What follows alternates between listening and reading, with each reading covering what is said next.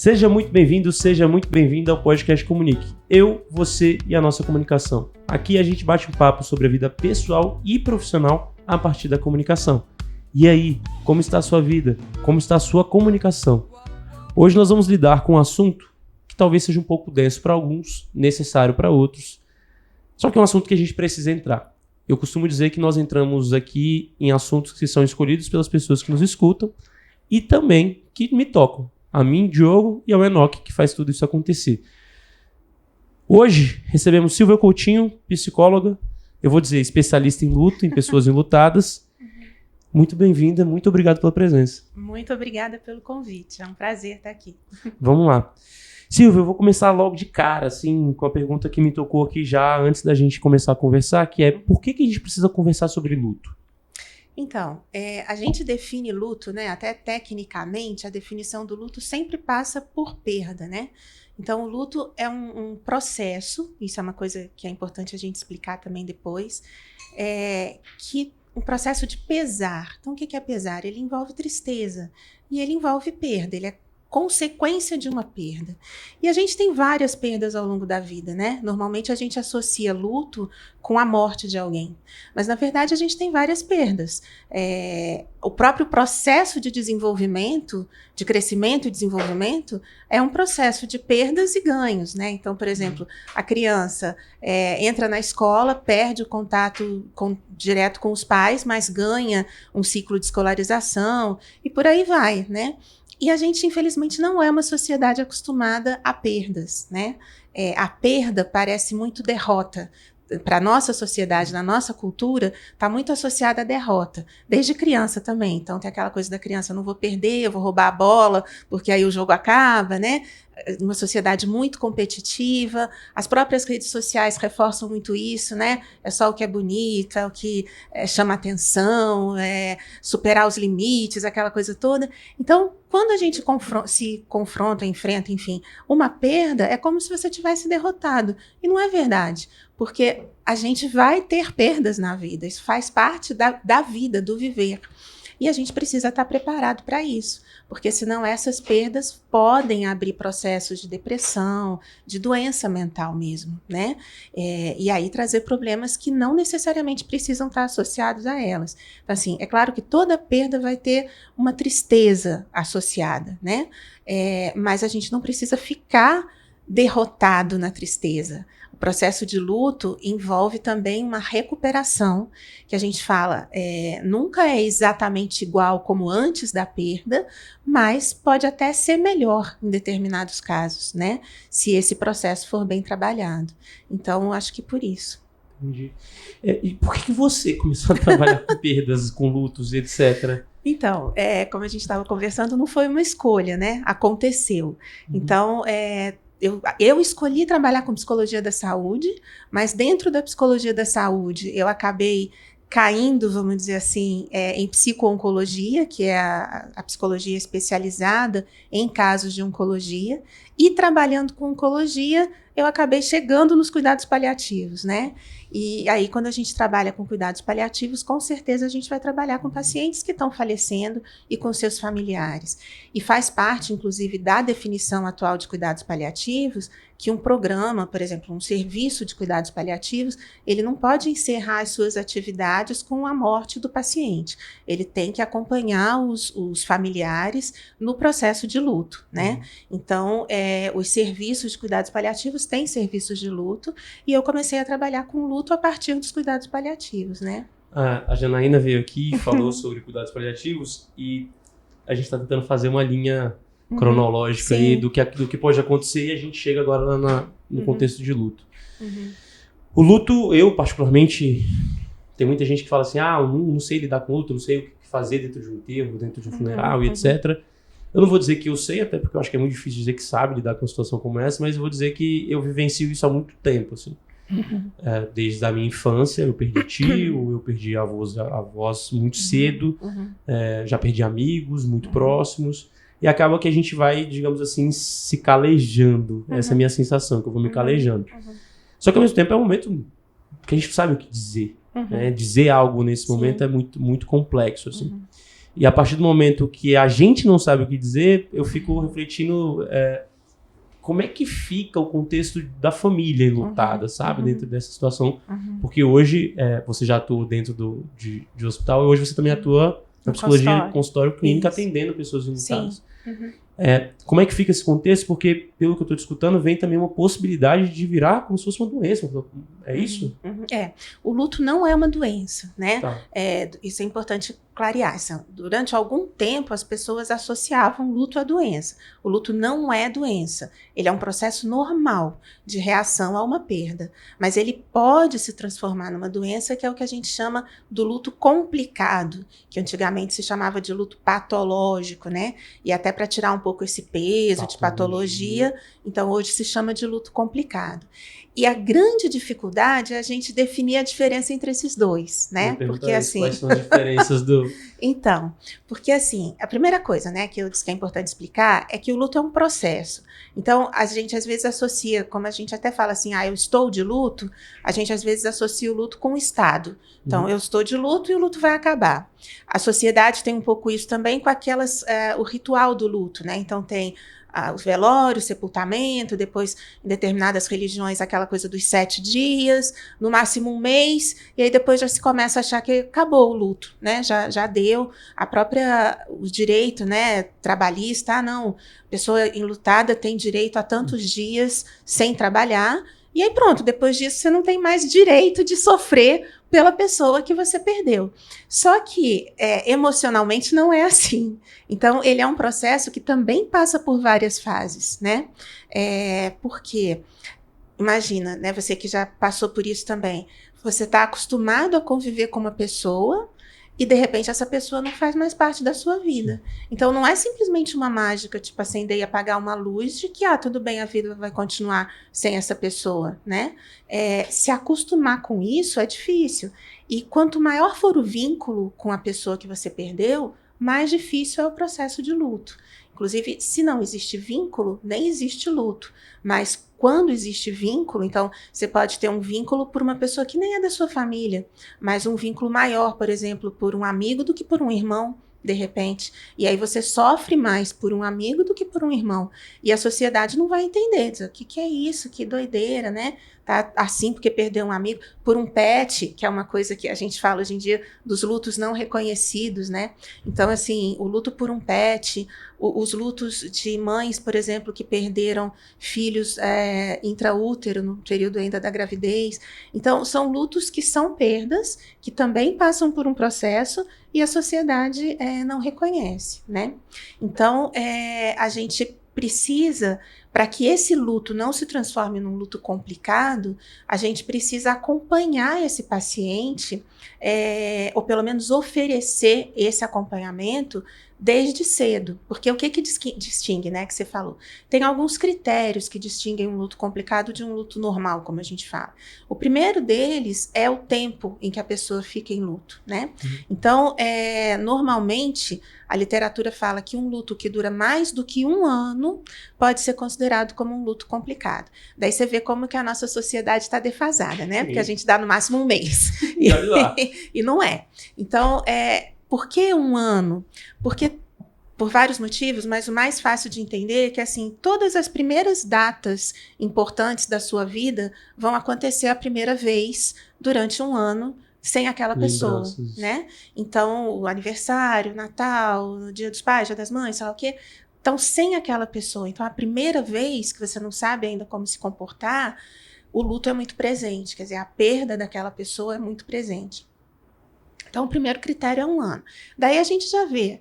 Então, eu só vou poder saber se é um luto complicado depois de 1 ano, né? Mas tem alguns outros fatores de risco que a gente chama. O nível de vinculação. Então, se diz que, por exemplo, perda de um filho tem muito mais chance de gerar um luto complicado do que perda até de pai e mãe ou de cônjuge e tal. Dizem que a pior perda é a perda de um filho, né? Mas, com certeza, perda de familiares próximos tem um potencial de gerar um luto complicado maior do que perda, sei lá, de um amigo ou de uma pessoa menos conhecida. A idade, então, perder uma criança ou um adolescente também tem um potencial maior de luto complicado. Perdas repentinas. como a gente vê, por exemplo, nessas tragédias, né, desastres, às vezes até mesmo um acidente, mas que não foi esperado, né? Então, isso pode gerar um potencial de luto complicado. Então, esses fatores de risco vão sinalizando para a gente quais são as pessoas que precisariam mais de assistência no processo de luto. Mas, na verdade, a gente deve oferecer essa assistência a quem quiser. Porque mesmo que a pessoa não esteja em luto complicado, ela vai se beneficiar de um suporte, né? Eu atendi várias pessoas em luto no hospital e agora no consultório também, que uma queixa muito grande que elas fazem é de não poderem ser ouvidas, né? Então, é aquela coisa de você chorar. Então, sempre tem alguém que diz assim, não, mas já deu, a pessoa já faz uma semana que morreu, você não precisa ficar chorando o tempo todo. E então elas são cobradas a esconder os seus sentimentos e elas sentem vergonha, porque as pessoas parecem que não têm paciência, não têm esse espaço, né, de acolher o sentimento delas, né? E quanto menos acolhimento elas têm, mais difícil vai ser se libertar do luto, porque um dos processos de, eu não gosto da palavra superação, mas enfim, de modificação dos sentimentos de luto, é você poder falar do que você está sentindo sem julgamento, independente do que seja, né? Para a pessoa ir elaborando essa perda e ir conseguindo estruturar a sua vida de uma outra forma. Então, mesmo quando o luto não for complicado, eu acho que a pessoa se beneficia de um acompanhamento. Mas nos casos de luto complicado, muitas vezes a gente precisa entrar com psiquiatria também, às vezes com medicação, porque às vezes a pessoa que não consegue dormir, que se isola, que entra mesmo num quadro de depressão, né, mais profundo. E aí a gente precisa de ter uma intervenção diferente. Então é importante viver o luto. É importantíssimo. A gente até, também, de novo, a literatura fala que alguns tipos de luto não vividos, que se transformam em lutos complicados, chamado luto inibido, luto adiado. Isso que eu perguntasse, né? Assim, porque quando a gente comentou agora da questão do ano, eu fiquei me questionando casos que eu conheço de pessoas que foram ter um luto complicado depois de muito tempo. Exatamente. Parece que a pessoa entrou em sofrimento agora, eu não sei se o termo está correto, entrou em sofrimento agora e a gente consegue discernir o que está acontecendo. Sim. E aí dentro de um processo terapêutico, etc., psicoterapêutico, entra na percepção da pessoa de, digamos assim, parece que ela está querendo acompanhar, né, aquele luto. E aí tem autoextermínio e tem outras questões. Então isso também acontece. Claro. E é um tempo, na verdade, mal vivido ou não vivido. Eu lembro de uma mãe que eu atendi na época que eu trabalhava na pediatria. O filho dela foi nosso paciente, ele teve uma leucemia com 16 anos, faleceu com 19 anos. E era um menino muito fechado, mas ele escrevia diários. Então, tudo que ele estava sempre bem, sempre assim, de bom humor, estava tudo sempre certo com ele. Mas ele escrevia, acho que ele escreveu uns 6 diários, assim, 6 cadernos de diários. E a mãe tinha toda a esperança de que esse menino ia sobreviver, ele acabou não sobrevivendo, foi muito difícil. E a gente deu suporte, ofereceu, se ela queria voltar, ela sumiu. 3 anos depois do óbito dele, ela veio me procurar espontaneamente e ela disse, faz 3 anos que os meus dias são todos um dia só. É como se todos os dias fossem o dia que eu perdi o fulano. Eu não consigo andar para frente. E eu quero que você me ajude a sair disso. Então, ela vivia a vida dela. Teoricamente, as pessoas não percebiam que ela estava em luto. Meio que congelou? Né? Foi, exatamente. Que é o tal do luto adiado, né? Quer dizer, ela vivia a vida. Não era uma pessoa que ficava chorando o tempo todo, nem nada disso. Então, não dava para identificar elementos de luto na vida dela, mas internamente ela vivia o dia que o menino tinha morrido. Ela não conseguia deixar de pensar naquilo todos os dias. Imagina o nível de sofrimento dessa pessoa. E aí ela me pediu, disse, tá aqui os diários dele, eu quero que você me ajude a ler, porque eu não consegui abrir nenhum deles até hoje, né? E aí o processo foi isso, a gente foi lendo diário após diário e foi trabalhando os sentimentos dele com os sentimentos dela, até que ela pudesse. Ela tinha um outro filho, tinha marido, né? E ela dizia, a minha vida parou, eu não consigo me envolver mais com meu marido, não consigo me envolver com meu filho, eles estão seguindo e eu tô paralisada. Né? É o processo de congelamento. Exatamente. Da pessoa, congelou. Então a gente tem um luto complicado, luto normal, como foi dito, luto adiado. E o que eu estou discutindo é que a maneira como a pessoa... É porque eu fico tentando levantar assim, a possibilidade de não... da gente, leigo no assunto, ter um mínimo de conhecimento e capacidade para poder perceber alguns sinais, sabe? E aí, uhum. minimamente, conseguir dizer assim, acho que essa pessoa precisa de ajuda. Uhum. Porque dentro da nossa perspectiva leiga, Uhum. a comunicação é a única maneira da gente Sim. conseguir receber sinais. Uhum. E aí, por exemplo, alguns sinais a gente pode observar, por exemplo, Uhum. de que talvez a pessoa precise de ajuda, Uhum. frases estão ditas, óbvio, sem determinismo, sem nada, mas assim, pra gente ter alerta, sabe? Sim. Até pra alertar o pessoal de Sim. casa.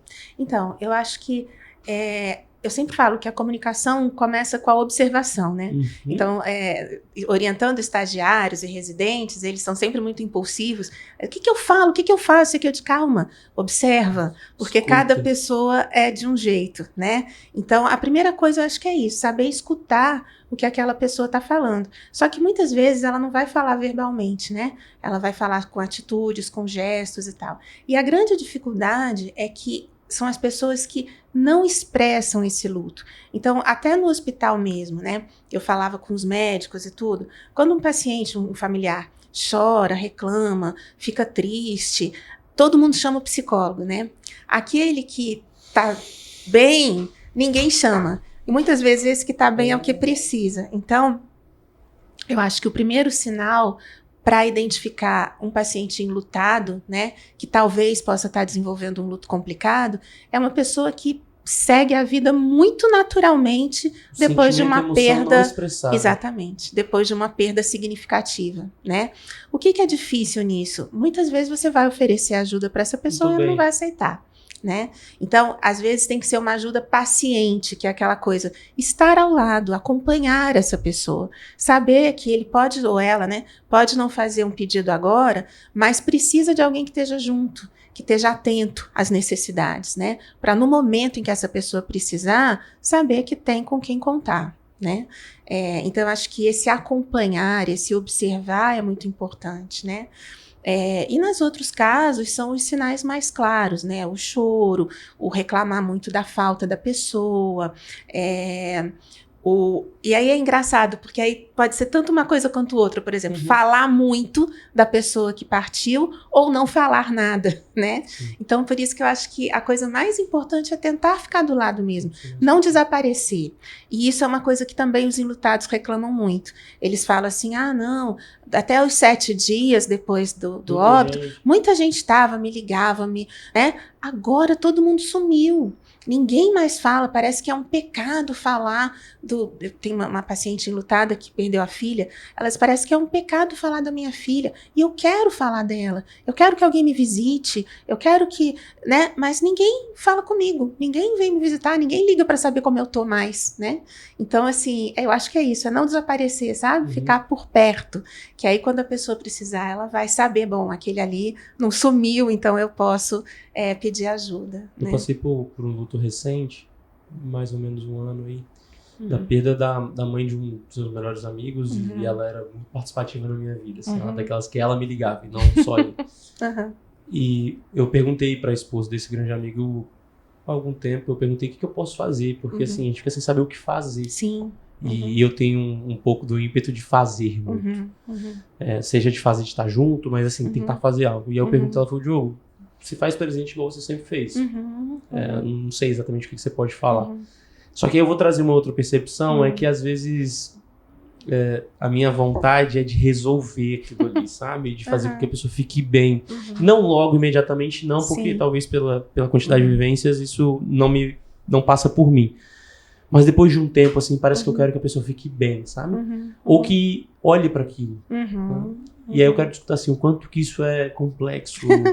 Bastante. É bastante complexo. Mas assim, antes, só te respondendo, uma coisa que às vezes ajuda muito as pessoas no lado do fazer, né? É fazer coisas cotidianas. Então, assim, às vezes a gente pensa, eu tenho que falar tal coisa, eu tenho que levar... Não, assim, eu vou levar um bolo pra gente tomar um café, ou você precisa de alguém para ir ao banco com você? Tipo, fulano sempre ia, então você tá meio inseguro de ir sozinho, eu vou com você. Tô passando aí pra almoçar junto. Exatamente, sabe? Essas coisas assim mais espontâneas, que são do dia a dia, e que talvez aquela pessoa fizesse acompanhada da pessoa que partiu e que agora ela não tem com quem fazer. Então, esse tipo de... Ou vou passar aí, vou lavar uma louça com você depois do almoço, sabe? Essas coisas. Tem até um Instagram que é muito interessante. Eu esqueci o nome, senão já podia fazer Depois a propaganda. depois a gente coloca Mas aqui embaixo que na é descrição do episódio. de um cara que ele grava as pessoas falando de coisas muito difíceis da vida enquanto lavam a louça. Então, assim, ele entrevista a pessoa tá lavando a louça, ele tá lá junto, e ela vai lavando a louça e ela vai contando o que não contou nunca para ninguém, né? Então, assim, essas coisas do dia a dia fazem uma falta muito grande. E, às vezes, são formas mais fáceis da gente se aproximar e que a gente não pensa. A gente pensa sempre em coisas grandes, né? Tem que fazer uma grande ação. E porque é no dia a dia que a pessoa vai sentir falta, né? É ali naquele feijão com arroz mesmo. Deixar essa pessoa no canto dela também é importante, porque determinadas pessoas precisam disso, precisam de um tempo. O grande difícil disso, Diogo, é a gente ver até que ponto a pessoa está precisando desse tempo para elaborar e até que ponto ela está entrando num processo depressivo. Então, o processo depressivo traz outros sinais. Por exemplo, a pessoa está ali no canto dela, mas ela não toma banho, ela não escova os dentes, ela não troca de roupa, ela não arruma a casa, ela fica o tempo inteiro deitada, não come. Então, isso já é um sinal de um processo depressivo. Ou não era uma pessoa que dormia o tempo todo, mas agora dorme, acorda, toma café, deita, almoça, deita. Então, esses são sinais de uma depressão. Né? Isso, perde a funcionalidade. É diferente de uma pessoa... Eu tinha também uma outra paciente enlutada por perda da mãe, que ela queria um tempo do dia para ficar no quarto dela. Então, ela fazia as coisas dela, mas ela queria um tempo, às vezes era depois do almoço, às vezes era antes do jantar, que ela queria ficar quietinha pensando. Isso é diferente. Ela mantinha a funcionalidade, mas ela precisava de um tempo para elaborar aquela perda, né?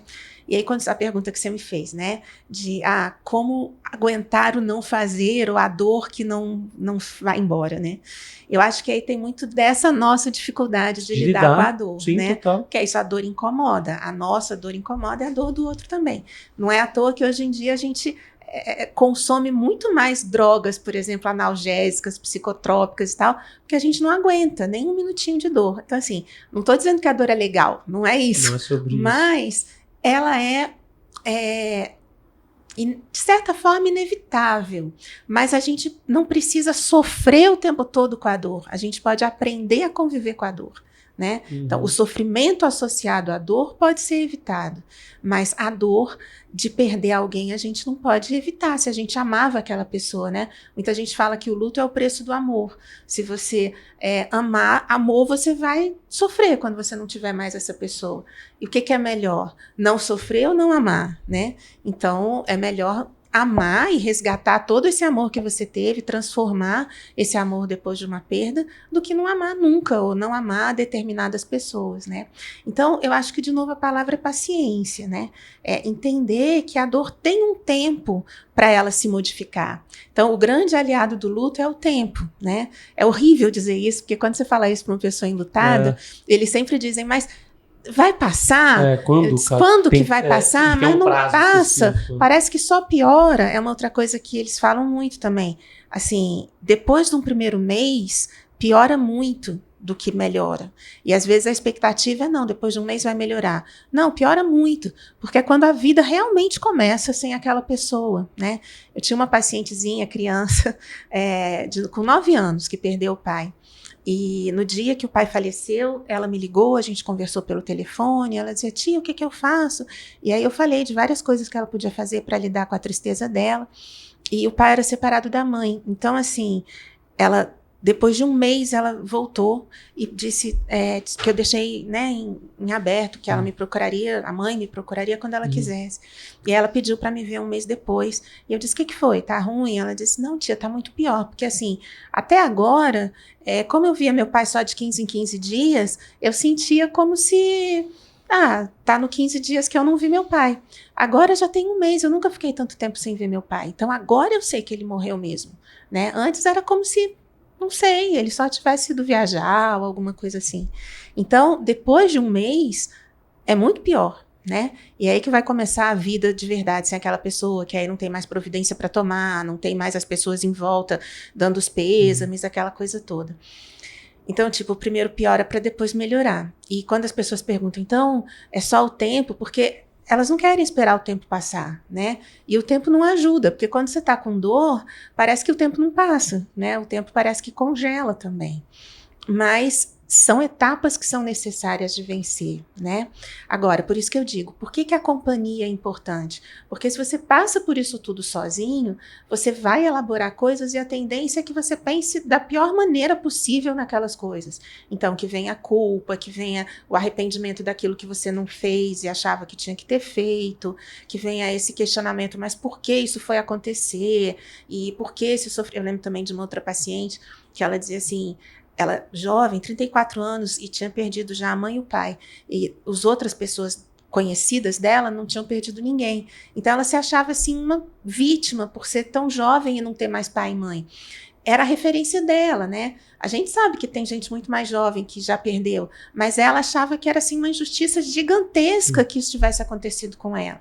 Então, esses pensamentos não saem da cabeça.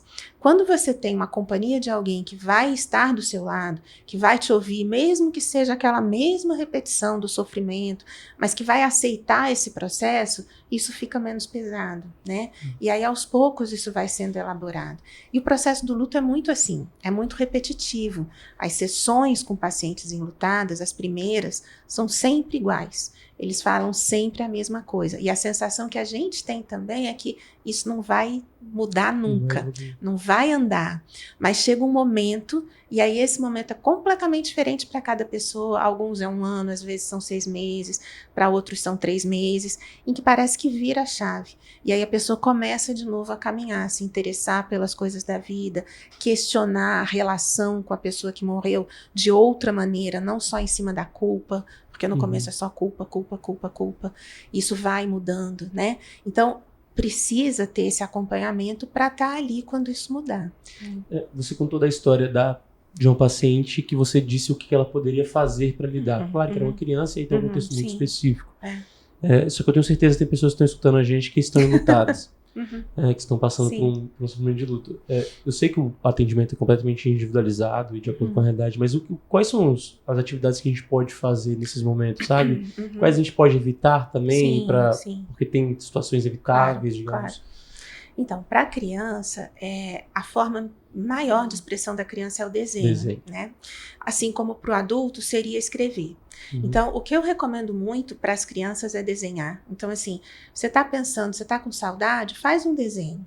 E aí, a gente, como ela estava em atendimento, a gente ia conversando sobre os desenhos. Porque aí o desenho expressava, tipo, um desenho muito bonito. Primeiro ela desenhou o pai como se fosse um anjo. E aí a gente conversou sobre o que ela imaginava, onde que o pai estaria. E se ela podia conversar com o pai, mesmo não vendo o pai. Então, assim, teve outros dias que ela desenhava tudo muito preto. Então, a gente vai trabalhando o sentimento que ela vai expressando através dos desenhos. E até um dia que ela mesma resolveu fazer um segundo ritual de despedida, né? Porque ela foi para o sepultamento, mas eu acho que aquilo não teve muito significado para ela.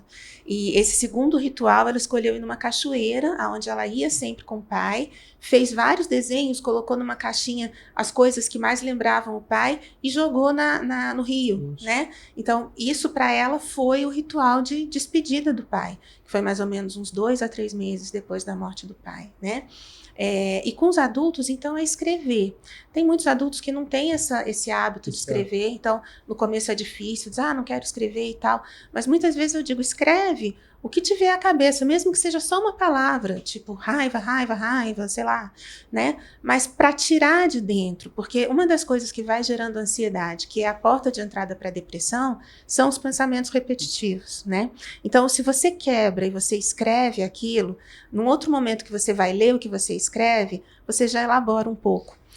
Ou se você desenha também, mas aí depende muito da habilidade de cada pessoa, né?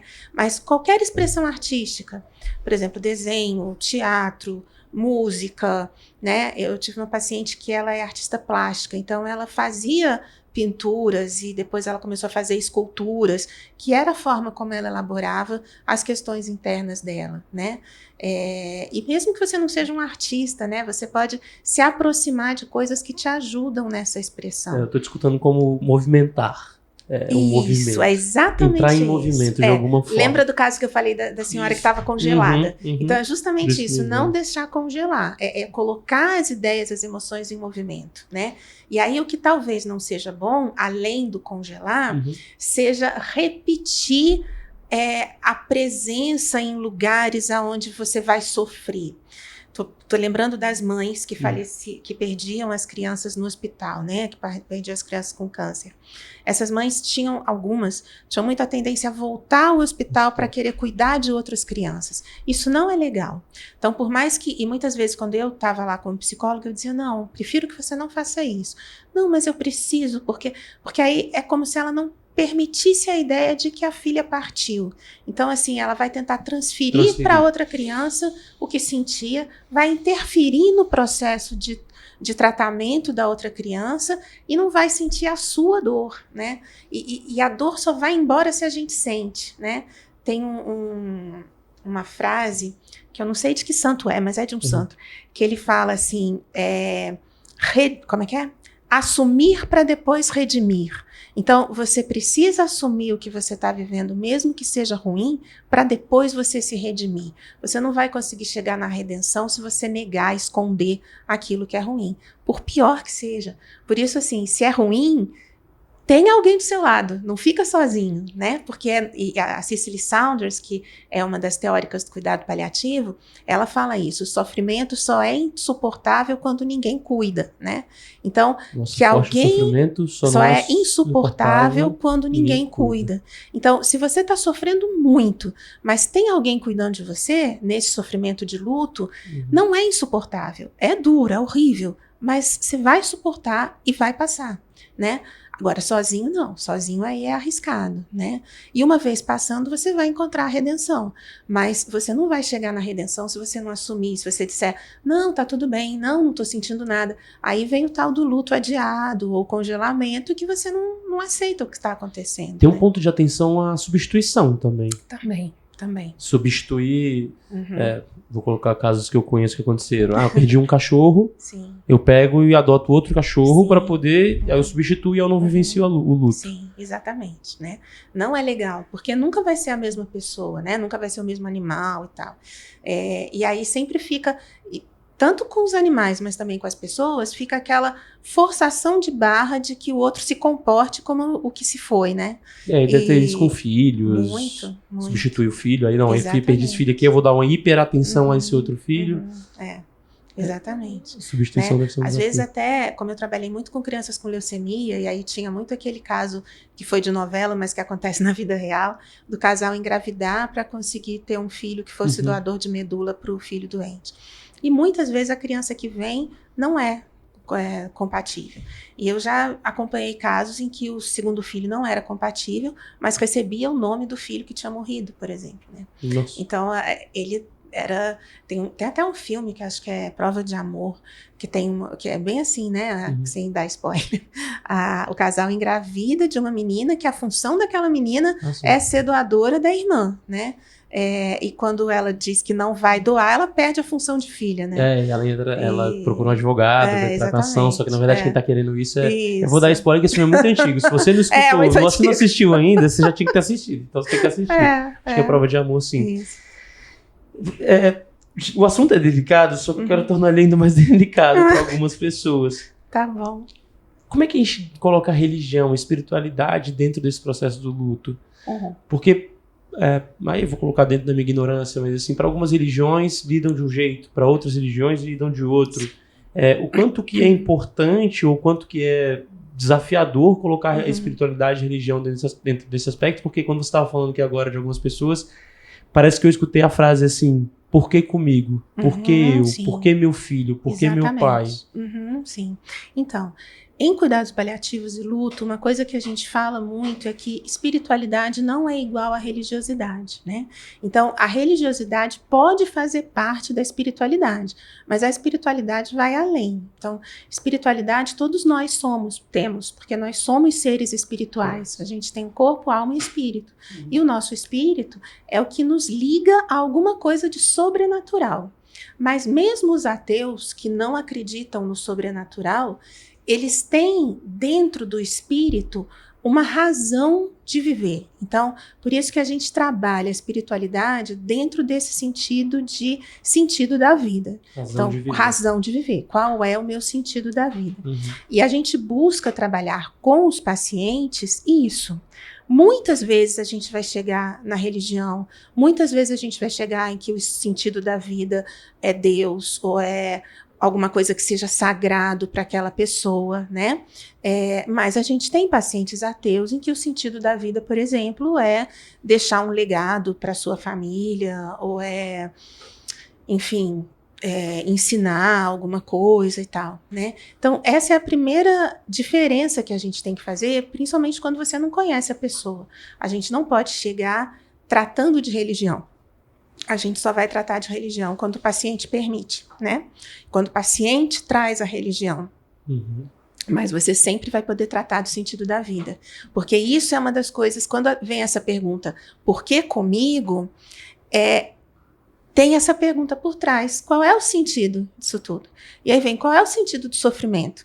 Eu lembro de um dos últimos pacientes que eu acompanhei lá no hospital de apoio, que era uma pessoa muito religiosa, ele era espírita, e tanto ele quanto a família, ele estava internado junto com a filha, e ele dizia assim, eu sempre fui bom, eu sempre fiz tudo, sempre fui caridoso, sempre fazia evangelização na minha comunidade e tal, e por que eu tô sofrendo assim? Por que eu tô passando por isso, né? E aí é meio como que dizer assim, por que a gente tem que sofrer? É mais ou menos essa pergunta de por que existe a perda? Por que existe o sofrimento? Por que existe a dor?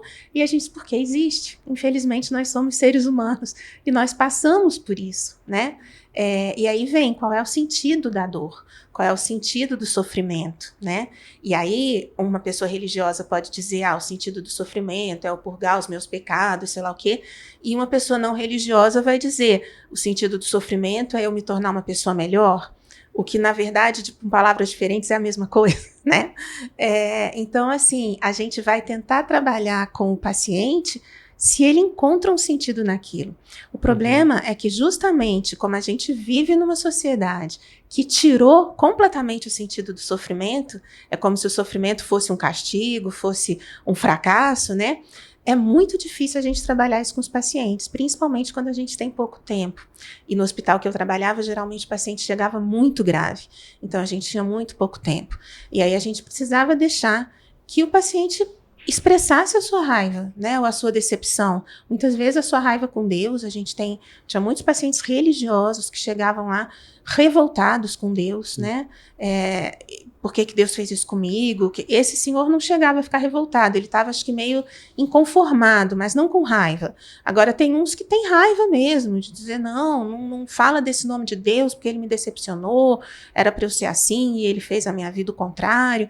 Então, isso é muito delicado, né? Porque, muitas vezes, o ideal seria a gente sempre ter um capelão nessas equipes, né? Alguém que trabalha isso mais diretamente. E muitas vezes a gente acaba tendo que chamar a pessoa da religião daquela pessoa, né, para poder ter uma conversa dentro da crença que aquela pessoa tem. Qual é o sentido que aquela crença dá ao porquê eu estou sofrendo. Mas como profissionais de saúde, a gente pode e deve também ter esse tipo de conversa. Então né? Utilizado, sim. Deveria ser mais do que Diogo, porque o que acontece? O profissional não é muito formado para isso, né? Então, e como profissional de saúde, que atualmente a gente está com uma formação um pouco mais ampla, mas normalmente a formação do profissional de saúde é meio cartesiana, né?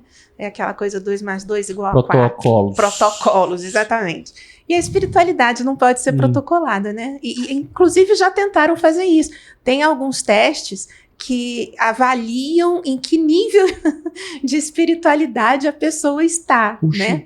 E aí alguns profissionais se satisfazem com isso. Eu vou aplicar o questionário lá, o teste, aí eu digo, o paciente X está nesse grau aqui de espiritualidade. Eu digo, sim, o que você vai fazer com isso? Não sei. Eu disse, então não adianta nada você aplicar o teste, né? Porque o importante é você saber como lidar com a espiritualidade dele. Eu acho que eu não serviria para seguir protocolo, não. Eu não sigo na advocacia os protocolos. Eu também não gosto de protocolo, não. Eu acho que é importante assim, tem uma trilha mínima ali que você pode seguir. Exatamente. Se você estiver desconfortável, você pode seguir.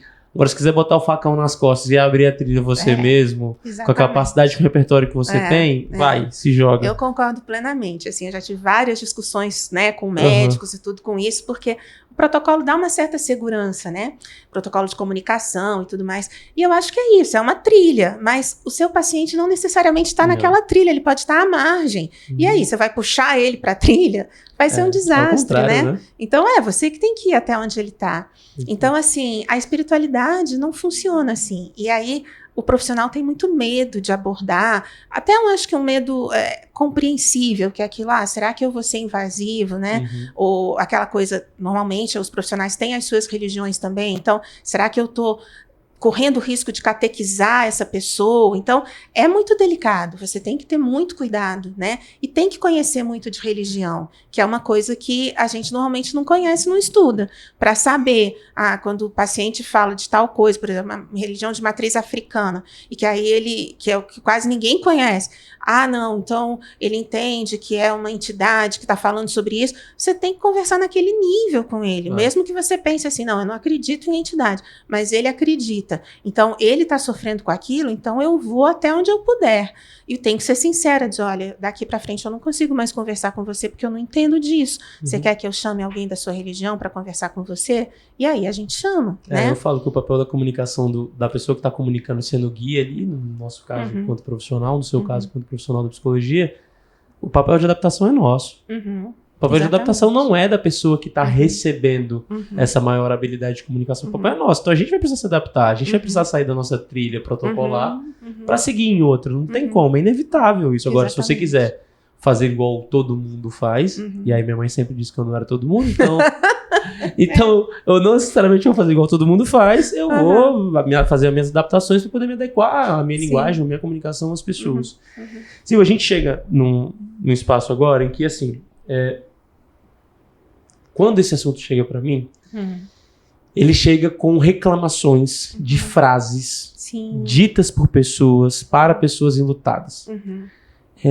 Eu sei que não existe uma linha muito exata, mas eu acho que é interessante a gente levantar algumas frasinhas para a pessoa pensar assim de casa, falei isso, falo isso. Porque, por exemplo, eu fui perguntado recentemente, Diogo, cara, eu tenho um enterro para ir.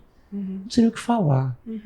O que eu falo dentro desse contexto? Eu falei dentro da minha ignorância. Eu falei, não tenho certeza, mas o que eu faço? Eu chego, dou um abraço na pessoa e ponto. Não falo absolutamente nada, porque eu não sei o que falar. Então eu não vou falar nada. Eu abraço a pessoa, me faço presente.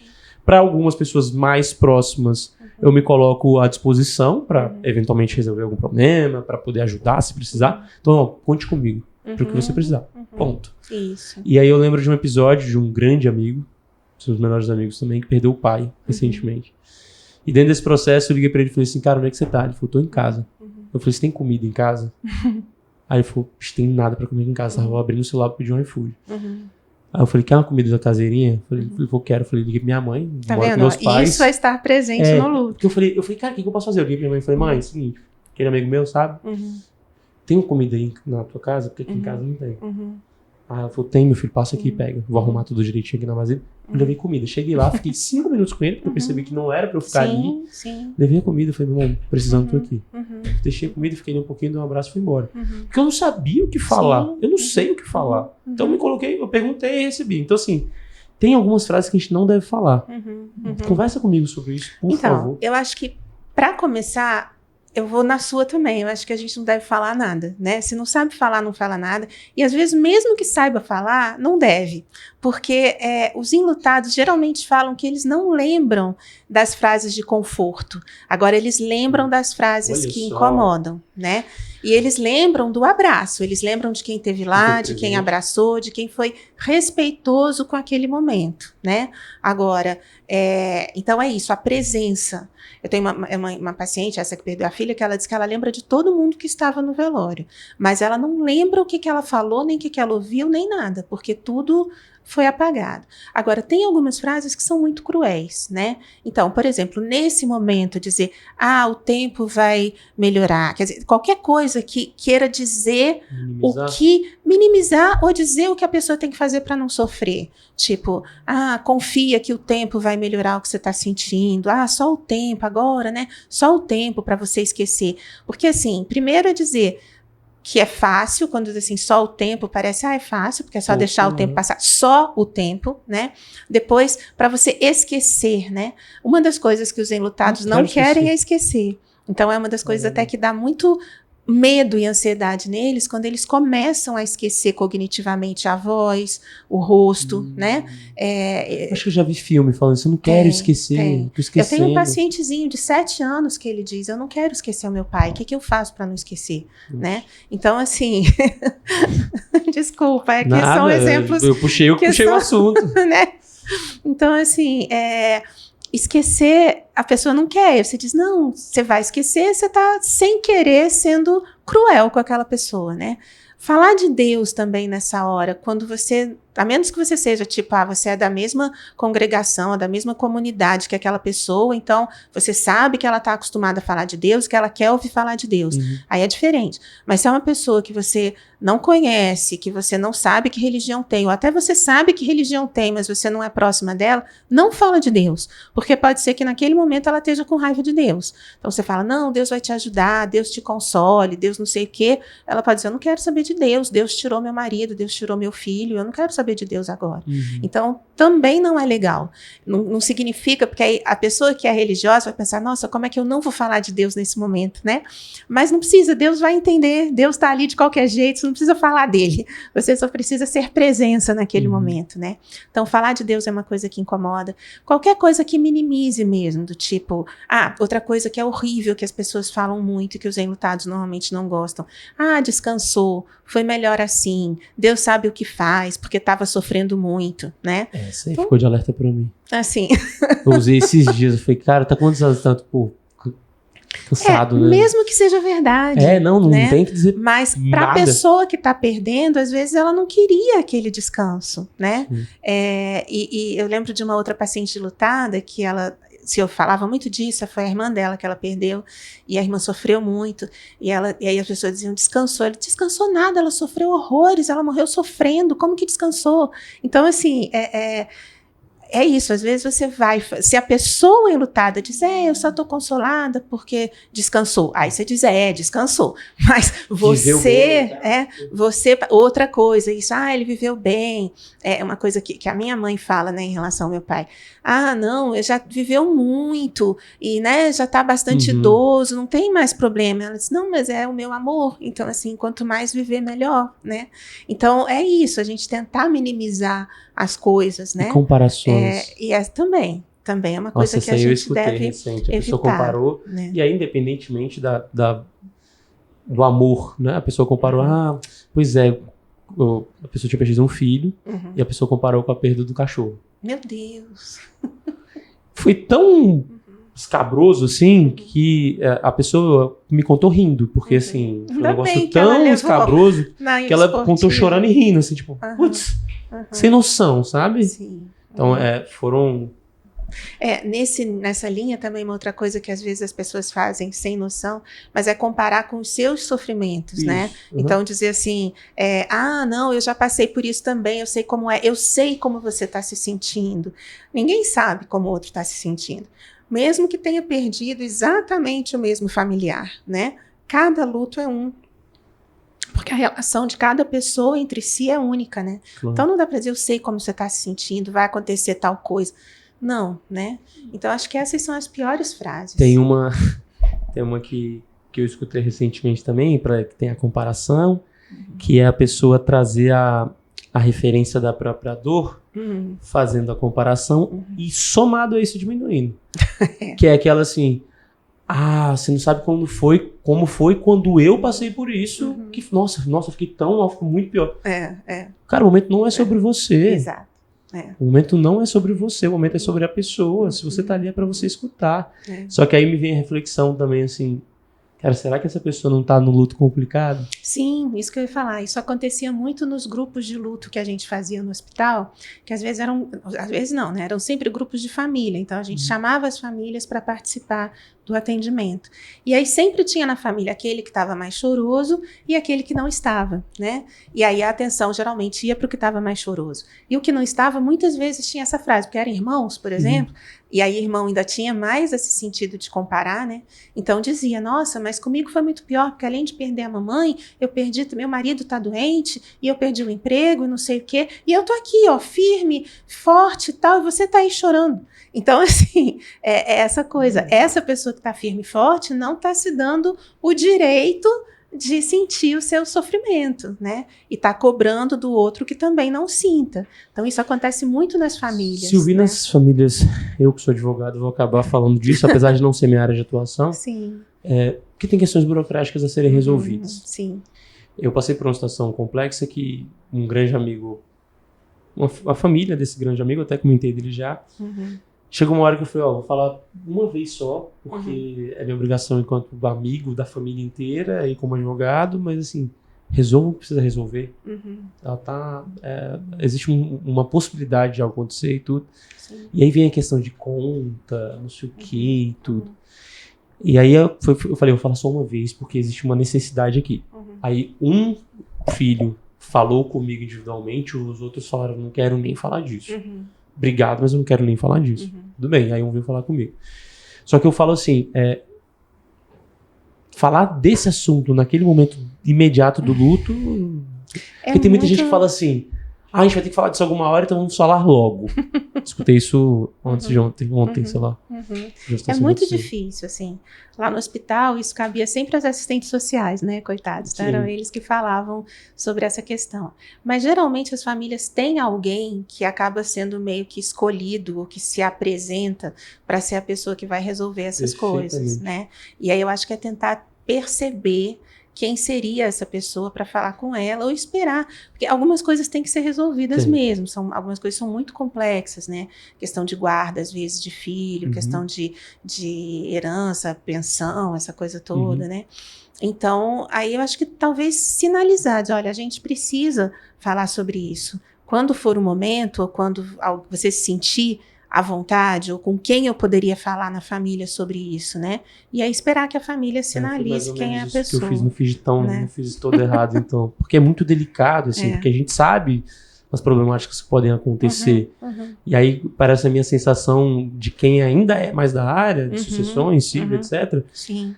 A pessoa tem a sensação de que assim, ela tá no dever, que ela deveria fazer e também não fez. Então, fica a reflexão de se colocar à disposição. É uma possibilidade. E eu acho que isso também vale até para outras ajudas no meio do luto, né? A gente colocar um pouco a decisão na mão da pessoa, De meio que que hora dizer, falar. eu tô, e para outras coisas, tipo, eu tô aqui, eu tô à sua disposição, se você precisar de mim, me aciona, né? Ou como eu posso te ajudar, ou eu posso te ajudar de alguma forma, né? Porque aí a pessoa pode sinalizar, ou não, mas aí você se ofereceu, pelo menos, né? Fazer só um recortezinho aqui para agradecer Açaí Casca, Asa Sul, Asa Norte, Sudoeste, Águas Claras, que sempre se faz presente, saboreando nossos momentos. Vai lá, comunique o número do episódio que você está assistindo e ganhe seu desconto. Enoque, meu irmão, que faz tudo isso acontecer. Tamo junto. Silvia, a paciência do enlutado parece que às vezes ela precisa ser grande com as pessoas que não estão enlutadas e acham que sabem. Aí eu vou usar um termo que eu uso com alguns amigos na informalidade, que é ter uns tudólogos. E tem estudólogo nessa hora de saber o que tem que fazer, o que não tem, como faz, como não faz, etc. É gigantesco. Eu, particularmente, tenho uma visão da comunicação que ela não é muito utópica. Então, assim, eu gosto da comunicação não violenta, amo, acho fantástico. Acho que dá pra usar o tempo inteiro? Não. Então, até fiz uma postagem esses dias da importância da raiva. De expressar a raiva. Foi até do Instagram do Xamânicos, tudo que eu acho muito legal. Tá tudo bem, né? O enlutado pegar e mandar catar coquinho às vezes, vai? Claro. Porque, assim, é isso, né? Às vezes, uma pessoa sem noção dessa, que nem que você falou, que comparou com cachorro, né? Então, assim, é incrível a pessoa não ter feito isso, né? E até porque, às vezes, assim, é claro, tem limites, né, da violência na comunicação, vamos dizer assim, né? Claro. Tem alguns que pegam e já vão logo partir para esganar a pessoa e tal. Mas, às vezes, dá um fora, vamos dizer assim. Limite. É um limite, né? E essas pessoas sem noção precisam também de limite. Se a gente fica sempre assim, tudo, tá tudo muito bem, não, tudo bem, eu te entendo, não, eu te perdoo, né? A outra pessoa vai continuar fazendo isso com todo mundo e o tempo todo, né? Às vezes a pessoa precisa de um limite, porque às vezes realmente a pessoa não está fazendo por mal, por incrível que pareça. Ela não tem noção mesmo, né? E às vezes ela precisa, então, de um limite para poder ter essa noção, né? E eu acho que algumas pessoas têm frases, atitudes incompreensíveis, digamos assim, não são por intenção ruim. Eu acredito que seja muito por desconhecimento de como saber lidar com situações como essa. Eu tenho pessoas muito próximas que nesses contextos recentes que eu tive, falaram frases que eu falei... E aí, quando você vai ver, a pessoa não sabe lidar com aquela situação, e aí que a minha referência é, a pessoa tem um luto muito denso, muito forte, que até hoje ela não sabe lidar. Exato. Né? E aí ela acaba, todos os momentos que ela tem de luto, ela acaba colocando essa situação de novo. Exato, e aí ela tem frases péssimas. Porque é isso. A gente passa, às vezes, por vários lutos sem prestar atenção, achando que tem que passar por eles e ser sempre o forte, né? E aí é nessa hora que você vai oferecer do tipo, eu sei fazer isso, quando na verdade você não sabe. Eu tô lendo um livro que é muito legal, chama, esse eu sei a referência direitinho, chama Uma Casa que Não Pode Cair, que é da Julia Jalbut. E ela fala sobre luto também, mas ela é cuidadora, ela é uma filha única que passou pelo adoecimento do pai e da mãe ao mesmo tempo, né? Então ela fala sobre essa experiência de cuidar, que é o que ela relata, que normalmente os cuidadores são meio esquecidos, né?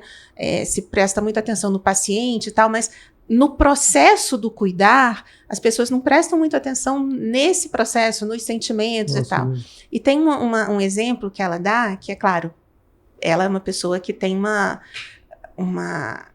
um equilíbrio que é invejável, mas que cai muito bem nisso que a gente está falando, que quando a mãe o pai já era doente, a mãe é de coração, e a mãe adoeceu de câncer, né, de um câncer de ovário, bem agressivo e tal, e que aí as outras pessoas da família ligavam, sempre oferecendo alguma coisa, mas sempre dizendo o que ela tinha que fazer. Então não era tipo assim, como é que eu posso te ajudar? Mas, você já fez isso, você já foi nesse médico, então dando mais coisas ainda para ela fazer, e ela não queria ser violenta. E aí que numa altura do campeonato ligou uma tia com uma receita de uma sopa milagrosa, que ela disse, olha, faz essa sopinha que vai ser muito bom para eles ficarem mais fortes, eu vou te falar a receita, você pega isso, você faz aquilo. Aí ela disse que ela não aguentou, ela disse assim, tia, sabe de uma coisa? Eu tô tão cansada, faz a sopa você e vem aqui trazer, que eu juro que eu vou dar. E aí, por incrível que pareça, ela achou que ela estava dando um corte, né, na tia. A tia adorou, porque a tia estava esperando um momento de poder fazer alguma coisa. E aí a função dela foi fazer a tal da sopinha uma vez por semana e levar lá para os pais dela, né? Então. Exato. Então é isso. Às vezes a gente dá um corte, mas era justamente esse corte que a pessoa precisava, né? É claro que nesse caso foi tudo muito certinho, né? Porque assim, mesmo ela tendo dado uma resposta meio atravessada, não foi tão atravessada assim, né? Eu achei muito equilibrada, E a tia realmente estava esperando, pode não funcionar assim, mas de qualquer forma é isso, você não precisa dizer, tá bom, eu vou fazer, né? Você pode dizer, olha, eu tô cansada, eu não tô querendo ouvir isso agora, você me liga uma outra hora, ou mesmo dizer, não tô afim não, tá? Não aguento mais receber comando e ordem de todo mundo para saber exatamente. A pessoa tem o direito, né? A gente tem o direito de estabelecer os nossos limites também. Ainda mais nesse momento, na minha percepção, de que muitas emoções assim acontecendo, a pessoa ainda tem que ter equilíbrio emocional para poder ter uma boa comunicação não violenta com quem... pelo amor de Deus, gente. Não dá. Nossa, mas o Fulaninho tá tão nervoso. Mas claro que tá nervoso. Claro que tá estressado. Exatamente. Claro que tá sem dormir, sem tudo. É óbvio que vai estar desse jeito. É aquilo, é que nem a questão dos protocolos que a gente estava falando, né? É a pessoa que está chegando para ajudar que tem que saber que está entrando num terreno difícil. Então, não vai assim, nossa, eu sou tão legal, eu vou ajudar fulano vai ficar tão feliz e aí eu vou ficar feliz. Não, né? Se você está querendo ajudar numa área que é difícil, se prepara para pedreira, porque pode ser difícil mesmo, né? Exato. Silvia, tem algo, eu sei que tem muita informação que a gente poderia falar aqui ainda, mas tem algo que você acha que a gente precisa entrar? Que você acredita que a gente precisa falar? Assim, eu acho importante, né? Não sei, que é uma área difícil, mas como eu trabalho muito com criança, eu acho que é importante também falar do luto e das crianças, né? Porque crianças geralmente ficam muito à parte no processo de luto. Então, por exemplo, tanto quando a criança está doente, né? Sim. E aí tem muita coisa dos pais quererem esconder da criança o que está acontecendo, e na maioria das vezes a criança sabe muito antes do que qualquer pessoa e fica sozinha sem ter com quem conversar, né? Então eu tenho vários exemplos que eu não vou falar aqui para não ficar todo mundo emocionado, mas assim, de pacientes que diziam, tipo, tia, meu pai tá precisando conversar com você porque eu não tô bem e é ele quem precisa, não sou eu, né? Nossa. Então, assim, de poder deixar que a criança se expresse. Claro que isso é muito difícil para as famílias, então precisa de ajuda, procurem ajuda, mas não tirem a criança da comunicação, né? E também as crianças que perdem pai, mãe, né? Eu trabalho com crianças enlutadas, é muito difícil, né? Mas é muito importante, porque a criança percebe tudo e geralmente ela é deixada de lado. Não dá para ignorar essa situação. Não. E aí o que acontece? A criança sendo deixada de lado, ela faz 1000 fantasias. Ela vai ocupar aquilo que não foi dito para ela com a fantasia, que pode ser muito pior do que a realidade, né? Então, muitas vezes, fantasias de culpa, do que eu tenho culpa do que aconteceu com meu pai, com a minha mãe, com meu irmão, sei lá o quê. Fantasias, às vezes, de onipotência, do tipo, isso aconteceu com fulano que morreu, então eu agora vou ser o chefe da família, eu vou cuidar da minha mãe, eu vou cuidar da minha família para que nunca mais isso aconteça, né? Então, assim, e isso vai atrapalhando o processo de desenvolvimento da criança. E, às vezes, isso vai aparecer lá na frente, né? Com uma pessoa que não viveu as primeiras perdas, se aconteceram na infância, e que não sabe viver as perdas do futuro, né? Então, é claro que trabalhar luto em criança não é tão natural, vamos dizer assim, né? Também é um processo natural porque é a reação à perda, mas a gente tem mais dificuldade, porque é um sofrimento, eu sempre digo, é o adulto que sofre mais quando vê a criança sofrendo, mas é muito difícil ver uma criança sofrendo, né? A tendência da gente é tirar aquela criança do sofrimento, é proteger e tal, mas muitas vezes quando a gente protege, esconde, a gente está causando mais sofrimento, né? Tem uma outra frase que eu sempre coloco nas minhas apresentações, que é da Kubler-Ross, que é de uma outra teórica, né, e pioneira em cuidados paliativos, que ela fala assim, comparando, né, as pessoas com os cânions, então ela fala que se nós protegêssemos os cânions contra as tempestades, eles nunca formariam aquelas imagens tão bonitas que eles têm, né? Então é mais ou menos como acontece com a gente, se a gente for protegido contra as tempestades da vida, a gente não vai poder criar uma resiliência, né, para conseguir viver bem uma vida que pode ter sofrimento a qualquer momento e a gente não tem controle sobre isso, né? Parece que a gente tenta esconder ou minimizar aquela informação das crianças e parece que precisa conversar sobre. Talvez aí venha a reflexão para quem está em casa de procurar um profissional, caso você não saiba como conversar com essa criança, procure um profissional para que sabe, para aprender, né? Aprender como conversar, aprender como falar, aprender como comunicar, dar essa notícia. Sim. Notícia que muitas vezes é muito difícil. E muitas vezes a criança é um barato, né? Assim, eu sou apaixonada por criança. E as crianças têm uma forma, então, assim, de elaborar e de resolver que é muito mais direta do que a nossa, né? Então, assim, eu lembro de um menino que ele teve um tumor de um nome feio, teratosarcoma, que é um tumor bem aqui nessa parte da mandíbula. Ele tinha 6 anos de idade. E ele já chegou para a gente no hospital numa situação de cuidados paliativos, porque era um tumor raro que, se não respondesse a um primeiro tratamento, ele já não tinha mais chance de cura. Uma mãe, assim, fantástica, mãe solo, e essa mãe já tinha contado tudo para esse menino sobre o que ele tinha e o que ia acontecer com ele. Uma mãe muito religiosa, ela era evangélica. E quando o garoto chegou, a gente tentando amenizar, né, as coisas, e ele detestava pegar a veia, tomar a medicação, né, a quimioterapia, porque a veia dele era muito já machucada, então doía muito. E aí ele dizia assim, a minha vingança vai ser quando eu estiver lá no céu com Jesus Cristo e que vocês vão me procurar aqui para pegar minha veia e vocês não vão me achar, eu tô doido para ir para lá. E ele falava assim, numa boa, e a gente pensava assim, gente, como assim o menino... A gente tendia a pensar assim, não, o menino tá falando isso para provocar. Não, era natural dele, porque para a criança, pensar numa vida após a morte é natural. A gente questiona, a criança não. A criança aceita a perspectiva de uma vida após a morte com muito mais naturalidade do que a gente, né? Então, assim, ele estava falando sério. Ele disse, hoje eu estou aqui, amanhã eu estou no céu. Não sei porque que está demorando tanto. Lá vai ser muito melhor do que aqui. Muito né? mais doloroso. E a gente ficava chocada, assim, de pensar, meu Deus do céu, tem que aprender muita coisa ainda, que essas crianças que estão dando aula pra gente. Então, assim, a questão da criança é isso, é que ele fala na lata, né? A criança não doura a pílula, não amacia o negócio. Nada. Então, você tem que estar preparado também para as perguntas e para as respostas das crianças, né? Mas não deixar a criança à parte do processo, porque isso é que pode ser adoecedor, né? Muito obrigado pela sua presença. Imagina, muito obrigado pelos esclarecimentos, reflexões, provocações, ensinamentos.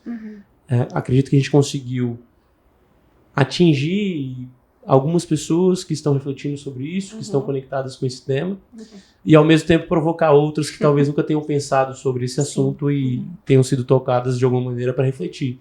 Como está a nossa comunicação dentro desse contexto do luto, das pessoas enlutadas e do luto que está acontecendo naquele momento. Muito obrigado. Obrigada a você pela oportunidade, né, de falar de um assunto que é tão difícil, mas que é necessário, né? Então, eu espero que realmente ajude as pessoas que escutarem. Maravilha. A gente depois coloca redes sociais da Silvia aqui para as pessoas acompanharem. E aí, como está a sua vida? Como está a sua comunicação? Como está a sua comunicação com os lutos e as pessoas enlutadas?